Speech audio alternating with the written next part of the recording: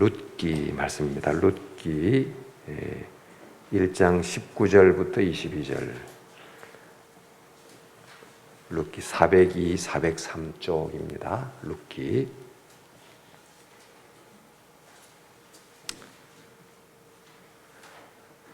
이에 그 두 사람이 베들레헴까지 갔더라. 베들레헴에 이를 때에 온 성읍이 그들로 말미암아 떠들며 이르기를 이가 나옴이냐 하는지라. 나오미가 그들에게 이르되 나를 나옴이라 부르지 말고 나를 마라라 부르라. 이는 전능자가 나를 심히 괴롭게 하셨음이니라. 내가 풍족하게 나갔더니 여호와께서 내게 비어 돌아오게 하셨느니라. 여호와께서 나를 징벌하셨고 전능자가 나를 괴롭게 하였거늘 너희가 어찌 나를 나옴이라 부르느냐 하니라. 나오미가 모압 지방에서 그의 며느리 모압 여인 룻과 함께 돌아왔는데 그들이 보리 추수 시작할 때에 베들레헴에 이르렀더라. 아멘.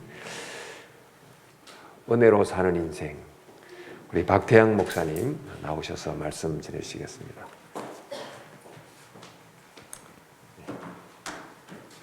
처음 또 전날이고 박태양 목사님.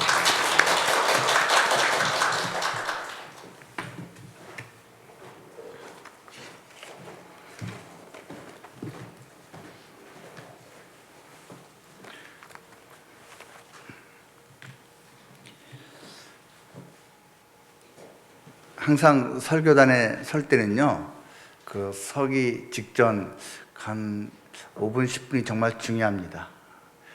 그 설교자의 마음 가운데 평안이, 기쁨이, 감사가 이렇게 잔잔히 배어 있어야지 또 그러한 마음으로 전할 수가 있거든요. 오늘 이른 아침에 귀한 찬양, 전부 제가 아는 찬양으로 또 골라주신 것도 감사하고, 무엇보다도 제 마음에 이렇게 따뜻함으로 또 행복함으로 찬송이 이렇게 들어오는 것 같아서 또 제가 부를 수 있어서 참으로 좋았습니다. 정말 감사드립니다. 사실 그 전부터 기분이 제가 좋았어요. 아침에 이렇게 교회 도착해서 차를 대고 계단을 올라오는데 틀림없이 이제 낯선 저를 처음 보시는 분이실 텐데 따뜻하게 인사를 먼저 해주시더라고요. 여러분, 그 조용한 이렇게 따뜻한 그 말 한마디 인사가요, 낯선 이 마음을 활짝 열 수 있고 또 이렇게 행복하게 해줍니다. 제가 오늘 설교자로서 들어오기 전에 먼저 이렇게 행복한 순간이 있었다는 것에 대해서 진심으로 하나님께 감사드리고, 이 서울 영동교회가 기본적인 신앙적인 품격이 있는 교회구나라는 걸 다시 한번 느끼게 됩니다. 이 룻기서 말씀 여러분 다 잘 알고 계십니다. 1장 1절에서 말합니다. 사사들이 치리하던 때에 라고 말을 하고 있습니다. 그냥 구체적으로 말을 하면 BC 1100년 정도의 시절 이야기입니다. 하지만 그것이 중요한 것은 아니고요. 우리는 알고 있습니다. 사사들이 치리하던 때의 영적인 분위기가 어떠했는지 말입니다. 바로 룻기서 바로 앞이 사사기 아닙니까? 사사기 마지막 장에서 무엇을 말하고 있습니까? 마지막 절입니다. 사람이 각기 자기의 소견에 옳은 대로 행하였다.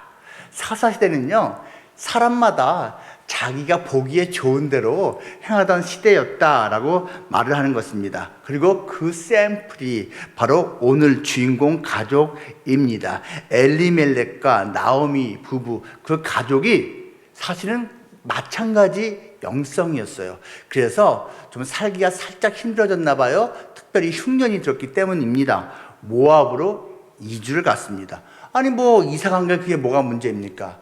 여러분, 고대 이스라엘 땅에서는 문제거리입니다.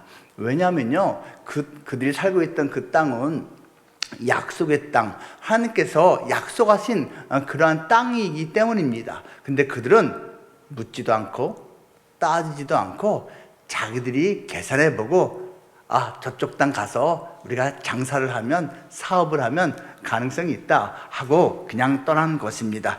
가족들 이름이 처음에 나옵니다. 남편 이름이 엘리멜렉이에요. 그 이름 뜻은 여호와는 나의 왕입니다. 이름 괜찮죠? 아내 나오미의 이름 뜻은 기쁨입니다. 희락 이에요. 그리고 아들 둘이 있었는데요. 아들 둘이 어렸을 때부터 건강 상태가 별로 좋지 않았나 봐요. 그래서 하나의 이름은 말론인데 질병이란 뜻이고요. 하나의 이름은 기련인데 상실이란 뜻입니다. 아마도 본명이 아니고 별칭이 아니었을까라고 생각을 합니다. 쉽게 말하면 이거예요. 첫째 아들은 골골이, 둘째 아들은 빌빌이, 이렇게 생각하시면 되는 거예요. 그냥 안타까운 마음으로 그렇게 부르곤 했던 것 같습니다. 그들이 살던 땅이 어디입니까? 유다 땅입니다. 여러분, 찬송이라는 이름을 갖고 있잖아요. 그 중에서 베들레헴 동네였습니다. 떡집이지요. 그 중에서도 그들이 살던 고 마을, 거기를 갖다가 에브라시라고 불렀는데요. 풍성이라는 뜻을 갖고 있습니다. 이 가족은요, 찬송이 있고 풍성함이 있는 떡집을 떠나서 자기들 보기에 좋아 보이는 그러한 모압 땅으로 갔습니다. 그런데 이게 웬일입니까? 10년을 거주하면서 두 아들이 결혼을 하는 기쁨도 있었겠지만 그만 그 시간 속에서 남자들이 다 죽었습니다. 먼저 나오미의 남편이 죽었고요. 그리고 두 아들이 차례대로 먼저 세상을 떠났습니다. 이제 남아있는 사람은 나이 많은 시모, 나오미와 두 며느리밖에 없습니다. 하나의 며느리 이름은 오르바라고 합니다. 오르바의 이름 뜻은요, 등입니다. 등허리 할 때 등입니다. 그러니까 그 이름대로요, 이 오르바는 결국 이 시어머니 등지고 떠났습니다. 처음에는 같이 저 시어머니 따라서 갈까도 생각했지만 시어머니가 만류하니까 네 하고 등을 졌죠. 그리고 다른 하나 며느리의 이름은 룻입니다. 룻은 이름 뜻이 친구입니다. 정말로 그 이름 뜻대로 룻은 시어머니의 친구가 되어서 낯선 땅 베들레헴까지 돌아옵니다. 돌아왔을 때가 맥추절 기간 시작이라고 합니다. 보리추수라고 말하잖아요. 맥추절이 언제인지 여러분 정확히 아십니까? 이스라엘 3대 절기 가운데 맨 처음에 오는 것이 유월절입니다. 그 유월절 지나고 나서 첫 안식일 다음 날이 초실절이거든요. 여러분, 예수님께서 유월절에 들어가셨잖아요. 예수님께서 돌아가시고 나서 첫 안식일이 토요일이고요. 그 다음 날이 일요일이잖아요. 주일이잖아요. 그날에 예수님 부활하셨잖아요. 그 날이 이스라엘 절기로는 초실절이었습니다. 초실절. 그러니까 예수님을 부활의 처음 익은 열매라고 초실이라고 말을 하지 않습니까? 그 초실절부터 50일 기간을 맥추절이라고 합니다. 보리맥자예요. 보리를 추수한 기간인데 사실은 처음에는 대맥, 보리를 추수하고요. 그리고 후반기에는 소맥, 밀을 추수합니다. 50일 걸려요. 그래서 오순절이라고도 부르고요. 또는 7749, 77절이라고도 부릅니다. 어쨌거나 오늘 이 룻기서 내용은요, 그 맥추절 기간에 있었던 아름다운 따뜻한 하나님이 베푸신 은혜의, 그리고 인생 바닥에 떨어진 사람들의 회복의 스토리입니다. 이스라엘은요, 과거나 지금이나 맥추절 기간에 이 룻기서를 낭독하고 있습니다. 그러면서 하나님의 은혜를 기억하는 것이고요. 또 하나님께서 얼마나 우리 삶에 깊이 개입하신지를 다시 한번 기억을 하는 것이지요. 어쨌거나 나오미와 그리고 젊은 며느리 이 룻이 돌아왔는데 금의 환영이 아닙니다. 누더기 환영입니다. 정말 떳떳하고 자랑스럽게 돌아올 수가 없었어요. 사람들이 알아보긴 합니다.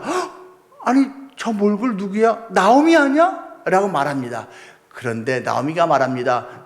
나오미 기쁨이라고 부르지 마. 나 풍성하게 나갔었는데 지금 빈손으로 돌아왔어. 하나님께서 나를 괴롭게 하고 있어. 그 나를 괴로움이라고 불러줘. 라고 말합니다. 마라 라고 부르라고 합니다. 원래 뜻은 비턴이 있습니다. 쓰다.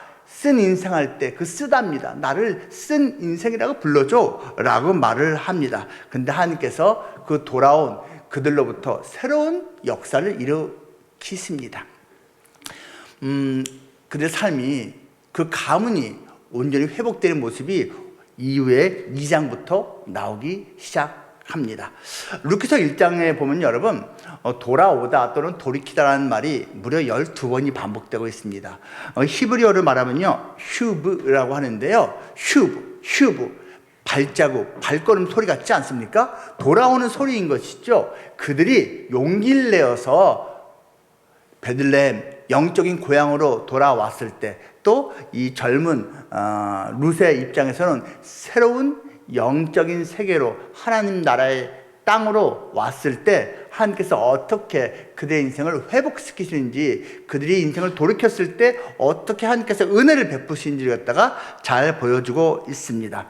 나오미, 룻, 그리고 곧 등장할 보아스, 이 세 사람은 서로 간에 은혜의 선순환을 경험하고 있습니다. 서로 간에 은혜를 끼치고 주고받고 있다는 뜻이죠. 어떻게 하나님께서 그렇게 은혜를 서로 간에 끼치게 만드셨는지, 누가 은혜를 받게 되는지, 어떻게 은혜의 삶을 살게 되는지 몇 가지를 한번 살펴보겠습니다. 첫째로요, 은혜를 바라는 자에게 은혜가 임합니다.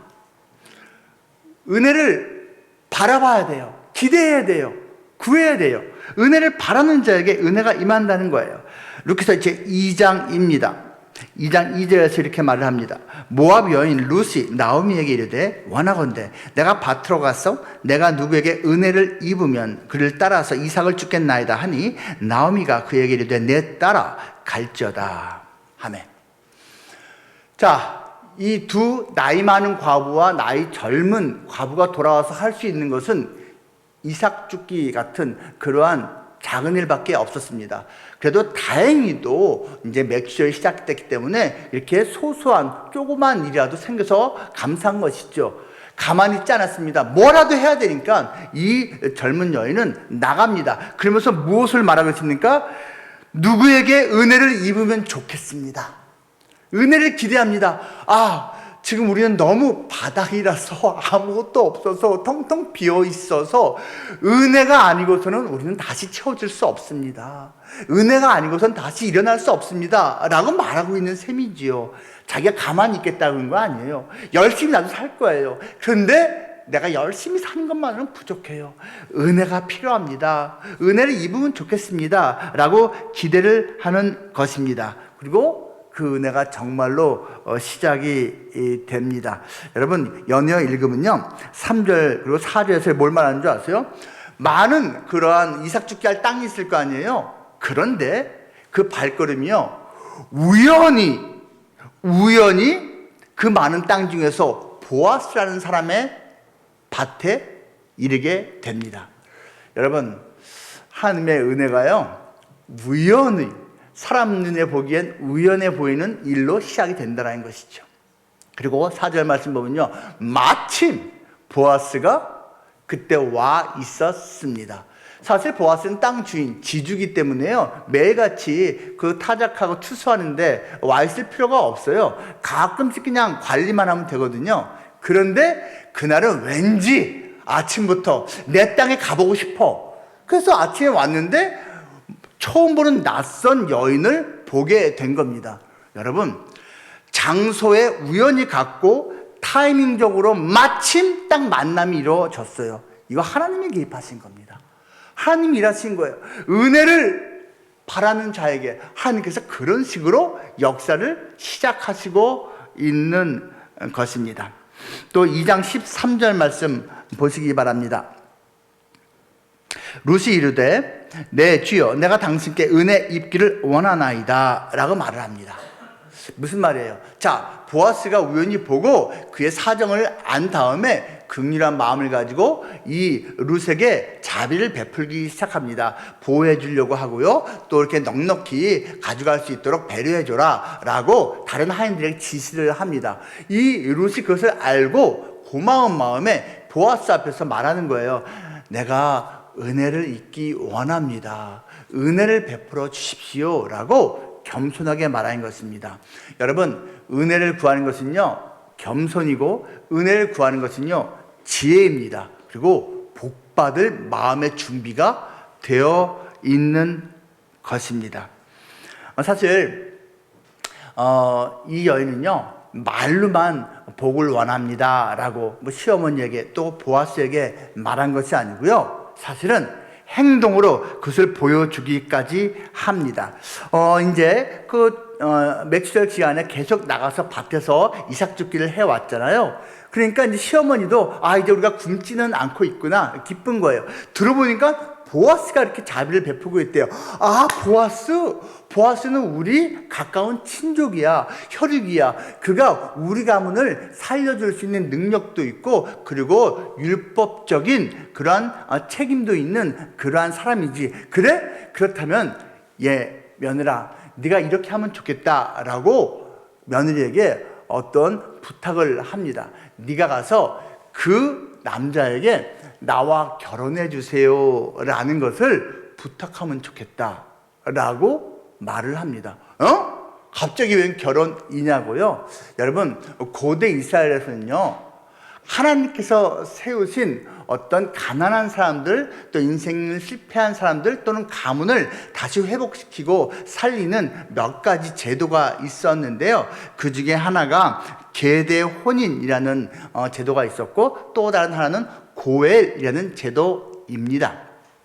계대혼이라는 것은 이제 자손 남자를 특히 남기지 못하고 먼저 죽었을 때 가장 가까운 형제나 친족이 그 순서에 맞춰서 사실은 이제 자손을 대신 낳아주는 거를 말하는 건데요. 지금의 윤리로 생각하면 안 됩니다, 여러분. 옛날에 한 그 정하신 것이고요. 또 한 가지는 고엘이라고 해서 이제 이렇게 나오미 집안처럼 모압 지방으로 떠나기 전에 조상으로부터 받은 땅, 재산을 다 정리하고 누군가에게 팔고 갔을 때 나중에 그것을 되찾고 싶을 거 아니에요? 그때 이렇게 이제 활용될 수 있는 제도입니다. 이 고엘이라는 이 히브리어 원어는요, 영어로 표현하면 kinsman redeemer라고 합니다. 즉 친족을 구원해 주는 자라는 뜻이고요. 성경에서는 이것을 기업 물을 자라고 묘사를 하고 있거든요. 기업을 물은다는 건 이거예요. 내 돈을 가지고 내 친족, 저 사람이 팔아 넘긴 그 땅을 다시 사서 그 사람에게 주는 겁니다. 그러니까 이건 엄청나게 내가 손해를 감수하고 자비를 베풀어 주는 것이죠. 그런데 오늘 보아스가 이 두 가지, 자손을 이어주는 것과 땅을 되찾아주는 두 가지 역할을 동시에 해주는 자로 드디어 나타나거든요. 근데 이것을 갖다가 시어머니 나오미가 탁 감지를 한 거예요. 맞아, 이렇게 하면 되겠구나 하고 며느리를 통해서 그를 아주 시적으로 문학적으로 요청을 하게 만듭니다. 그 내용이 어디 나오냐면요, 바로 3장입니다. 3장 9절에서 나오미의 며느리 룻이 보아스에게 이렇게 말합니다. 이르되 보아스가 먼저 말합니다. 네가 누구냐 하니 대답하되 나는 당신의 여종 룻이오니 당신의 옷자락을 펴 당신의 여종을 덮으소서. 이는 당신이 기업을 물을 자가 됨이니이다 하니. 여러분, 이게 무슨 말일 것 같아요? 드디어 이제 추수를 하면 타작을 금방 해야 될 거 아니에요. 타작 마당을 갖다가 종들이 지킵니다. 근데 이날에는요, 주인된 보아스도 그 밤에 이 타작 마당을 지켜서 잠을 잤어요. 그런데 여자는 들어오면 안 되거든요. 몰래 이 룻이 그 타작 마당에 들어옵니다. 그리고 이스라엘 남자들이 이제 평소에 입고 다니는 긴 겉옷을 잠잘 땐 덮고 자거든요. 그러니까 이불 대용이 되는 거예요. 그 남자의 그 이불 대용 겉옷 밑으로 살짝 들어가고선 이른 새벽까지 기다리는 겁니다. 그런데 이 보아스가 이렇게 꿈틀대다가 잠자다가 뭐가 걸리는 거예요.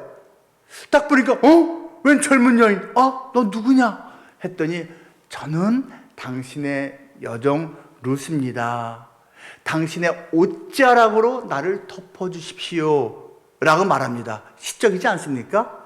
이 말의 뜻이 뭐냐 하면 당신이 나와 우리 집안에 기업 물을 자 친족 구원자이시니까 나와 결혼해서 당신의 은혜의 옷자락으로 덮어주세요 라는 뜻입니다. 여러분, 지금도요, 이스라엘에서는 결혼식 때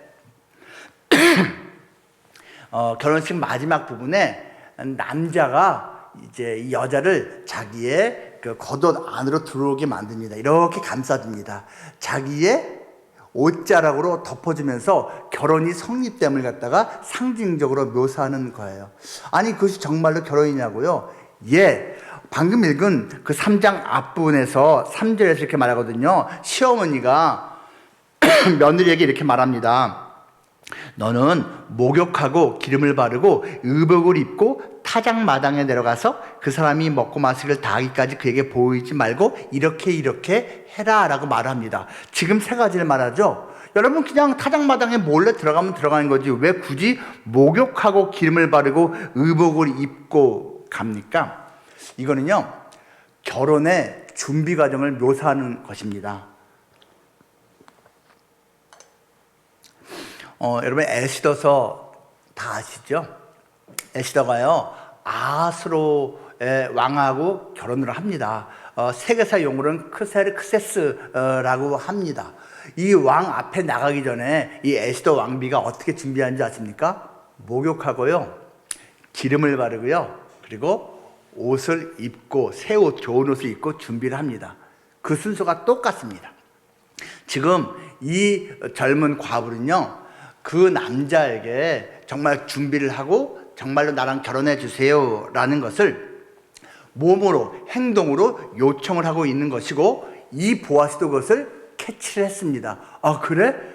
그래 알았어. 하지만 나보다 우선순위인 남자가 있으니까 내가 먼저 신경을 쓸게. 그렇게 말을 합니다. 여러분 여기서 이 옷자라는 단어가 사실은 앞에 룻기서 2장에도 나오거든요. 2장 12절에서 이렇게 말을 합니다. 여호와께서 내가 행한 일에 보답하시기를 원하며 이스라엘의 하나님 여호와께서 그의 날개 아래에 보호를 받으러 온 네게 온전한 상 주시기를 원하노라 말합니다. 보아스에게 이제 이 어린 과부가 이제 은혜를 간구하는 마음으로 이렇게 대하고 있잖아요. 근데 축복하면서 이 보아스가 무엇을 말하고 있다고요? 여호와께서 그의 날개 아래 보호를 받으러 온 너라고 묘사를 합니다. 이 날개라는 단어 있죠. 제가 앞에서 읽은 그 옷자락이라는 단어와 여기에 날개라는 단어가 같은 단어입니다. 같은 단어를 다르게 번역을 한 거예요. 무슨 말이냐면요 하나님의 그런 날개가 곧 은혜의 날개라는 거예요. 그것이 일반 이스라엘 남자들이 입고 있는 겉옷, 옷자락 그것과 같은 단어라는 것입니다. 여러분 출애굽기 25장 보면요 속죄소라는 말이 나옵니다. 속죄소가 뭔지 들어보셨지요? 죄를 모두 대속해주는 용서해주는 장소 그런 뜻입니다. 속죄소.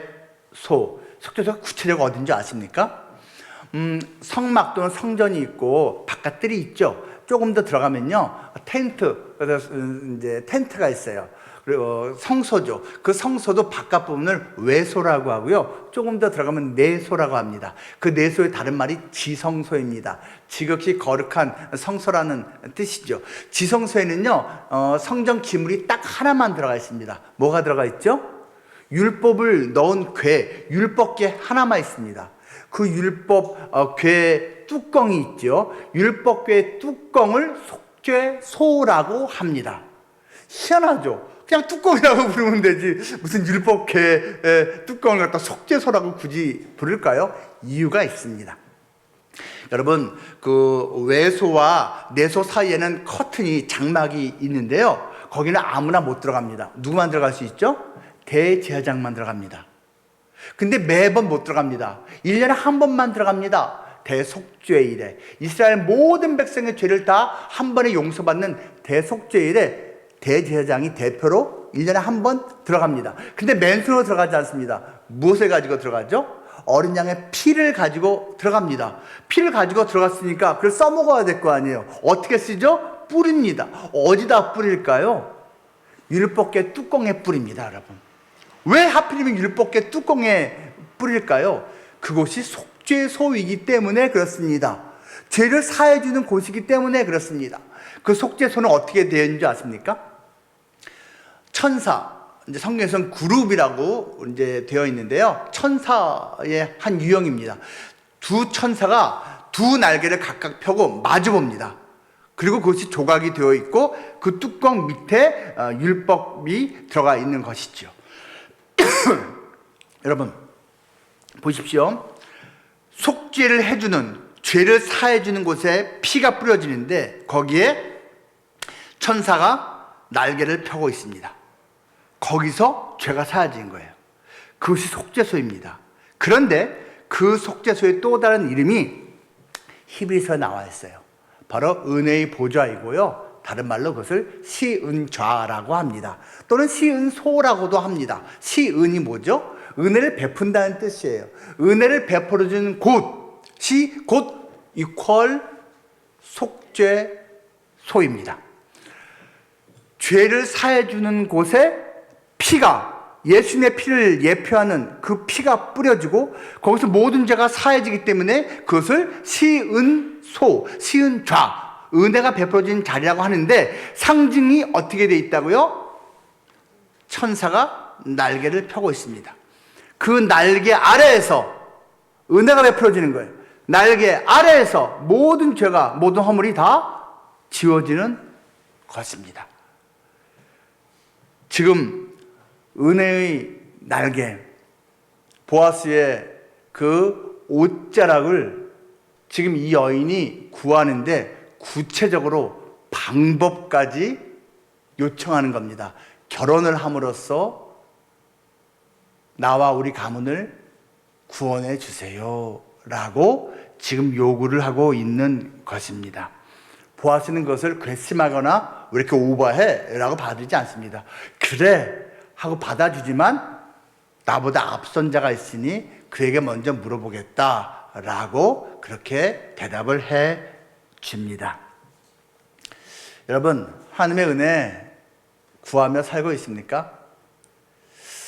제 SNS 카카오톡 거기에 이제 문자가 몇 개 써져 있는데요. 이렇게 써져 있습니다. 은혜 아니면 설 수 없네, 이렇게 되어 있습니다. 여러분, 은혜 아니면 우리 인생 제대로 든든히 설 수 없지요. 저는 은혜라는 이름을 참 좋아합니다.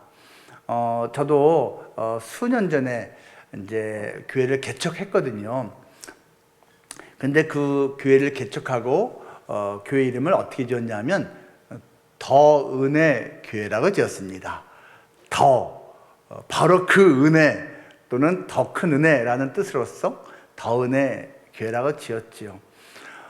지금 제 문구가 은혜 아니면 설 수 없네 라고 되어 있지만 사실은 요즘의 제 심정은요, 은혜 아니면 살 수 없네입니다.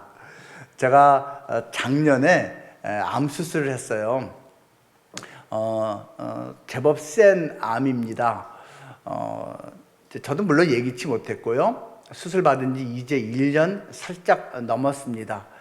그런 이후로는 제가 더 간절한 마음으로 하나님의 은혜를 구하지요. 은혜 아니고서는 살 수 없네, 그런 마음으로 매일매일을 살고 있고, 하나님께서 그걸 아시는지 제가 암 환자 되기 이전에 누렸던 그 큰 은혜보다 최근에 1년이 더 큰 은혜를 정말 많이 누리고 있습니다. 여러분, 혹시 힘든 분들이 있습니까? 속상한 일들이 있습니까? 그것 때문에 오히려 더 큰 은혜가 임하게 될 수 있음을 기대하시기 바랍니다. 팀 켈러라는 목사님이 있습니다. 제가 지금 속해 있고 섬기는 단체가 바로 팀 켈러라는 목사님이 미국에서 처음 시작한 단체이거든요. 근데 그 목사님이 이렇게 말씀을 해요. 고난에도 불구하고 누리는 은혜 정도가 아니라 고난 때문에 고난을 통해서만 누리는 은혜가 있습니다 라고 말을 합니다. 여러분, 이해되십니까? 고난에도 불구하고 은혜를 누린다, 맞는 말이죠. 근데 그 정도가 아니라 고난을 통해서만 얻을 수 있는 특별한 은혜가 있다라는 것입니다. 저는 그것을 체험하고 있습니다. 여러분, 힘들고 속상하고 원하는 대로 되지 않는 인생인데 그것 때문에 오히려 더 큰 하나님의 은혜를 누릴 수 있음을 기대하시고 바라보시기 바랍니다. 은혜를 바라는 자에게 은혜가 임합니다. 둘째로 또 누구에게 은혜가 임할까요? 은혜를 깨닫는 자에게 은혜가 임합니다. 여러분, 은혜가 이미 주어지고 있어요. 그것을 알아야 한다는 것입니다. 깨달아야 합니다. 룻기서 제2장 10절 말씀입니다. 룻이 엎드려 얼굴을 땅에 대고 절하며 그에게 이르되 나는 이방 여인이거늘 당신이 어찌하여 내게 은혜를 베푸시며 나를 돌보시나이까 라고 말합니다. 보아스가 소소한 자비를 베풀었습니다. 좀 더 이삭을 많이 집어갈 수 있게, 주워갈 수 있게 배려해 줬고, 또 다른 남자들이 함부로 대하지 못하도록 보호해 주고 몇 가지 도와줬는데, 이걸 가지고 이 룻은 내가 뭐라고 이렇게 은혜를 베푸십니까? 돌보십니까? 라고 너무 감사하면서 절을 합니다. 여러분, 받고 있는 은혜 인정하십니까? 감사하고 있습니까? 깨닫고 있습니까? 그뿐이 아니에요. 같은 2장이고요. 20절 말씀입니다. 나오미가 자기 며느리에게 이르되 그가 여호와로부터 복 받기를 원하노라. 그가 살아있는 자와 죽은 자에게 은혜 베풀기를 그치지 아니하도다 하고, 나오미가 또 그에게 이르되 그 사람은 우리와 가까우니 우리 기업을 물을 자 중에 하나이니라 하니라. 자, 이제 매일처럼 풍성한 그러한 보리 또는 그 수확을 얻어서 이삭을 가지고 이제 집으로 오니까 나오미도 마음이 평안해진 거예요. 그리고 듣지 않니 보아스의 자비인 거예요. 너무 기뻐요. 그때 그걸 뭘 말한다고요? 그가 살아있는 자와 죽은 자에게 은혜 베풀기를 그치지 않는다라고 말합니다. 여기서 그라는 주어는요, 사실 히브리 원어로는 나와 있지가 않습니다. 그래서 그가 하나님인지 또는 보아스인지 정확하지는 않습니다. 근데 상관이 없습니다, 여러분. 하나님이면 하나님이 은혜를 베푸신다라는 뜻이고요, 보아스면 하나님께서 보아스를 통해서 은혜를 베푸시는 것이기 때문에 그렇습니다. 나오미도 아는 거예요. 야, 이렇게 이 힘든 때에 이 넉넉한 그러한 보리 그리고 또 밀을 이렇게 얻게 되는 거, 그리고 너를 갖다가 이렇게 배려해 주는 거, 이거 보통 은혜가 아니지. 하나님의 은혜야. 보아스 그 사람의 은혜야 라고 인정을 하고 있는 것입니다.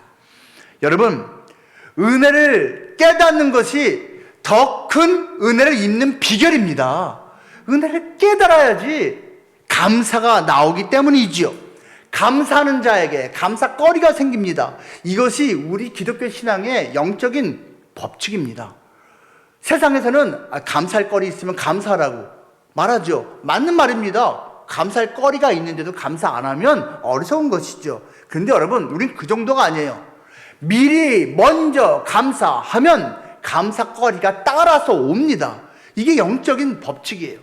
은혜를 받고 있는데도 그걸 몰라요. 심지어 불평만 해요. 여러분, 어리석은 겁니다.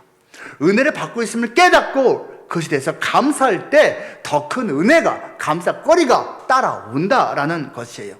사도 바울이 말하고 있잖아요. 고린도 후서에서 정말 그 질병이 무엇인지 얼마나 고통스러웠으면 하나님께 이거 고쳐달라고 3번씩이나 간절하게 기도를 하며 요청하는데 하나님께서 답을 주시긴 줬잖아요. 나의 은혜가 너에게 이미 족하다. 이게 은혜구나. 하나님 몰랐어요. 내가 이렇게 약점이 있고 질병이 있어서 내가 오히려 하나님만을 붙잡게 되고 나의 약함을 통해서 하나님의 강함이 드러나게 되는 이 영적인 비밀을 몰랐어요 하면서 하나님께 감사하잖아요. 여러분, 하나님이 주신 그 은혜를 깨달아야 합니다. 지금까지 지내온 것 주의 크신 은혜라. 그 은혜가 내게 족하네. 그 은혜가 족하네. 다 아시죠? 나를 지으시니가 하나님, 나를 부르시니가 하나님, 나를 보내신 이도 하나님, 나의 나 된 것은 다 하나님 은혜라. 요즘 이제 이러한 은혜 찬송 변함없이 열심히 부르고 있는데요. 최근 들어서 이제 등장한 은혜 찬송 찬양이 하나 있습니다. 당연한 건 하나도 없었던 것을 모든 것이 은혜였소. 사실 지금 갖고 있는 것, 누리고 있는 것, 또 지금은 놓쳤더라도 이미 그동안 누렸었던 것이 다 하나님의 은혜였는데 당연하게 여기는 것이 있거든요. 아닙니다, 여러분. 은혜입니다. 이미 은혜를 받았고 받고 있습니다. 그것을 깨달아야 한다는 것이지요. 영화 포세이돈 어드벤처라고 있습니다. 여러분, 이게 되게 오래됐어요. 이 영화가 나온 지 한 50년 됐습니다. 나중에 리메이크도 됐는데요. 1970년대 재난영화의 시조, 원조격인 영화입니다. 소설이 영화를 만들어졌고요. 초호화 여객선이 이제 바다를 건너다가 쓰나미로 침몰하게 됩니다. 전복됩니다. 타이타닉하고 여러분 다른 스토리입니다. 배가 뒤집혔어요. 승객들이 이 뒤집혀진 배 안에 갇혔습니다. 자, 승객들이 이제 탈출을 해야 되는데 어떤 사람들은 밑으로 빠져나와서 물로 나와야 된다. 어떤 사람들은 거꾸로 뒤집혀진 배 밑창이 위에 있는데 이렇게 위로 올라가서 두들겨서 구조대들이 와서 이 밑창을 뚫고 우리를 구원하게 해야 된다. 의견이 갈립니다. 대부분은 밑으로 갑니다. 다 죽습니다. 근데 몇몇 사람들은 위로 올라가야 된다. 그래서 마음을 모아서 그들이 계속 이런저런 힘든 역경을 뚫고 배 밑창까지 이르게 됩니다. 중간중간 사람들이 죽지요. 그 그룹의 리더가 스카트라는 이름을 가진 목사입니다. 주인공 이름은 진 해크만이라고 하는 아주 유명한 배우입니다. 이 스카트 목사 역할을 잘 했는데요. 이 스카트 목사의 리더십을 따라서 이들이 결국은 이 배 밑창까지 거의 이르렀습니다. 이제 살 수 있는 확률이 높아진 거예요. 그런데 마지막 순간에 장애가 나타납니다. 뜨거운 그 증기가 막 새나가고 있기 때문에 어떤 마지막 문을 통과를 못하는 거예요. 그런데 그 증기를 멈출 수 있는 밸브가 저기에 있습니다. 그 밸브에 자기가 몸을 날려서 누군가가 밸브를 돌리면 증기가 멈추고 그러면 마지막 문을 통과해서 살 수가 있게 되는 것이에요. 누군가는 희생을 해야 됩니다. 그런데요, 이 스카우트 목사가요, 자기가 희생을 합니다. 얼마나 다행인지 목사가 이렇게 희생을 하는 본을 보이니까 자기가 몸을 휙 날립니다. 뜨거운 증기가 나오는 밸브를 잡고 몸을 흔들어가면서 엽니다. 그런데 그가 이걸 열어가면서 대사가 나옵니다. 혹시 이 영화 많이 보였을 것 같은데 대사 기억하십니까? 이렇게 말합니다. 하나님, 그만하십시오. 도대체 얼마나 더 죽어야지 만족하십니까? 당신이 없이도, 당신의 도움 없이도 지금까지 여기까지 왔습니다. 그만 죽이십시오. 그러면서 엽니다. 그리고 본인은 떨어져서 죽습니다. 이 대사를 어떻게 기억하냐고요? 제가 그 영화를 어렸을 때 본 게 감명이 깊어서 나중에 제가 비디오 테이프를 샀습니다. 사서 제가 대사 확실하게 받아 적었습니다. 정확합니다, 여러분. 그 영화를 제가 봤을 때 이제 TV에서 계속 보여주고 해서 제가 처음 봤을 때가 중학교 때였습니다. 담임 선생님이 그 영화를 제가 토요일 날 봤는데 월요일 날 만났을 때 그 얘기를 하시는 거예요. 태양아, 너 그 영화 봤니? 예, 봤어요, 선생님. 제가 교회 다니는 걸 선생님이 알고 계셨어요. 제가 선생님을 자꾸 전도하려고 애를 썼거든요. 선생님이 이런 거예요. 예, 나는 그런 스커트 목사님 같은 멋진 분이 있는 교회라면 가볼 마음이 있다 말씀하셨어요. 제가 그 말을 기억을 합니다. 여러분 멋지죠? 자기 희생했으니까. 그런데 제 마음엔 동시에 새겨져 있는 것이 있어요. 거기까지 갔는데 하나님의 도움 없이 간 건가? 당신의 도움 없이도 여기까지 왔다고, 그만 좀 죽이라고 하나님한테 외쳤는데 그 목사님이 저게 맞는 건가?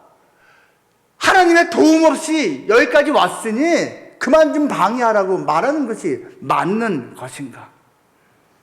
여러분, 지금까지 살아온 게 내 힘으로 살아온 것 같습니까? 그 힘든 순간, 그 아픈 시절 지나간 것이 나의 인내, 나의 용기, 나의 지혜 덕분인 것 같습니까? 하나님 어디 있느냐고 울부짖었다고, 하나님이 그때는 없었다고 말씀하시렵니까? 아닙니다, 여러분.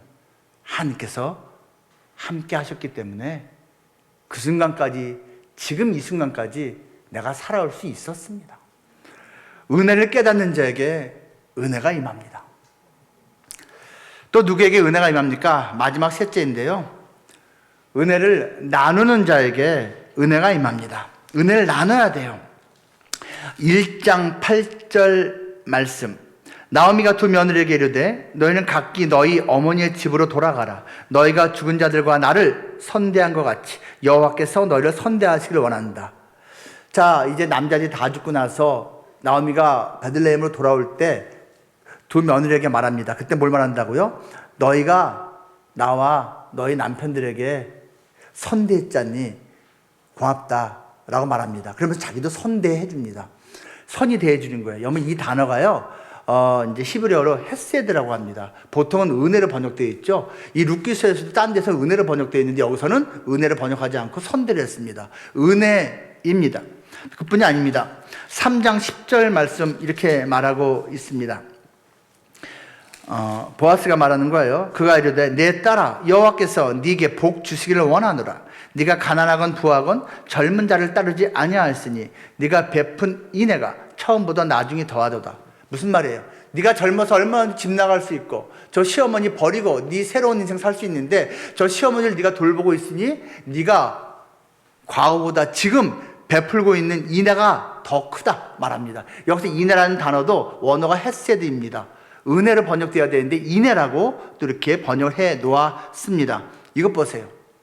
시어머니가 이 헤세드를 베풀고 있고요. 그리고 이 보아스가 룻을 칭찬합니다. 시어머니에게 헤세드를 베풀고 있다면서요. 여러분, 이렇게 은혜를 베푸는 자에게 때가 되면 언젠가 은혜가 임하게 되어 있습니다. 이 은혜를 여러분은 베풀고 있습니까? 궁극적으로 하나님께서 은혜의 도구로 사용한 사람이 바로 보아스입니다. 이 여인들에게 보아스가 어떤 은혜를 베풉니까? 몇 추절 추수 내내 룻이 계속해서 일할 수 있도록, 양식을 가져갈 수 있도록 배려합니다. 그냥 배려 정도가 아니고 이 룻이 집에 갈 때 더 싸줍니다. 보리쌀을 22리터를 싸줍니다. 보통 이 당시에 성인 남자 하루 품삯이 0.5리터였습니다.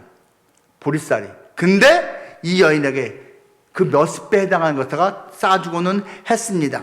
이 여인의 입장을 배려해 줍니다. 타작마당에 몰래 들어왔는데 걸리면 큰일 나거든요. 몰래 나갈 수 있게 수치를 가려주게 도와줍니다. 이 보아스는 자기의 재산 손실을 감수하면서 결국은 이 여인과 결혼해서 후손도 낳아주고요. 그리고 그 집안의 땅을 되찾아서 이 나오미 집안에 물려줍니다. 왜 이렇게 보아스는 은혜를 베풀었을까요? 그것은 자기와 자기 집안이 받은 은혜를 기억했기 때문일 것입니다. 이 보아스의 어머니가 누구입니까? 바로 그 유명한 라합입니다. 여리고의 기생 라합. 마태복음 1장 5절에 예수님 족보에 나와 있잖아요.